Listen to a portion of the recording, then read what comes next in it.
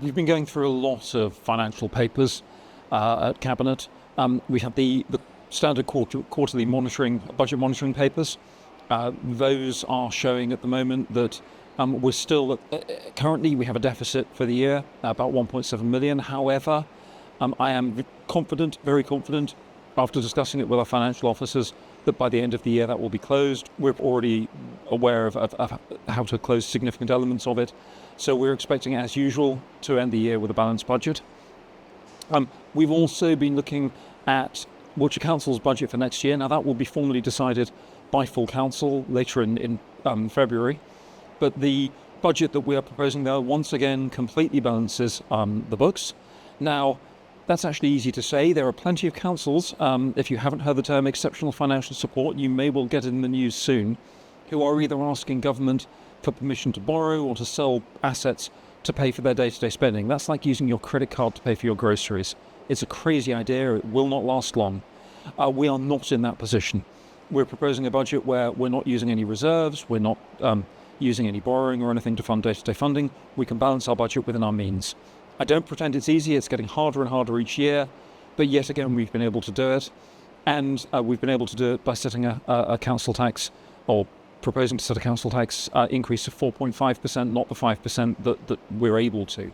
Now that may not sound like much of a difference, but our water bills are going to be going up, certainly in my neck of the woods, by £172 next year. If you're a pensioner, you've just lost the winter fuel allowance. These costs are really starting to build up, and anything we can do to make sure we're still providing that safety net, that basic level of services for those people who need them, but also doing everything we can to keep our costs down is really critical. We've agreed to put a bid in for the government's Warm Homes scheme.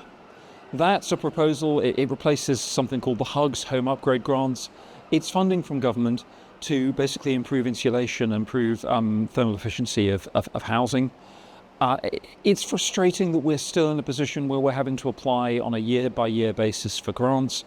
I really hope the government will make good on its promises to stop this constant stream of funding and instead to give us regular long-term sources of support for the kind of work that only government can assist us with.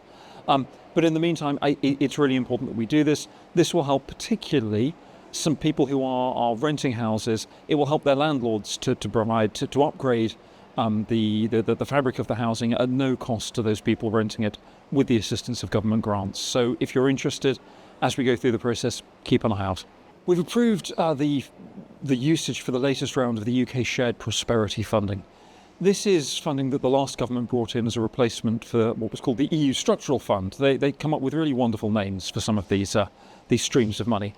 UK Shared Prosperity, we didn't get much, and what we got, we worked very hard to layer with other streams of funding we've gotten with our own towns programme to get a multiplicative effect, to get the best possible results from that funding.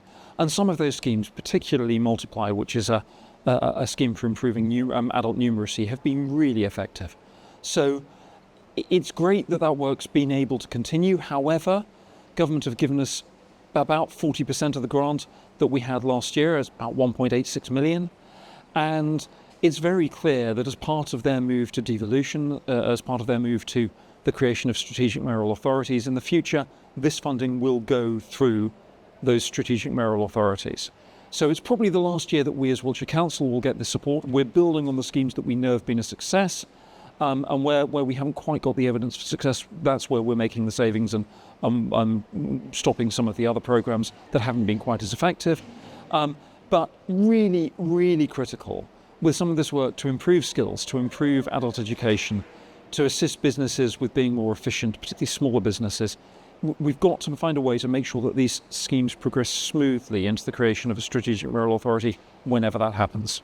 We've passed the Gypsy and Traveller plan, part of one of our sort of housing local development plans, on to full council to consider now. If full council approves it, it will then go to a planning inspector to be considered. Now, it is never easy when you're dealing with the local plan or a Gypsy and Traveller plan anywhere where you are assigning new housing to be built and provided.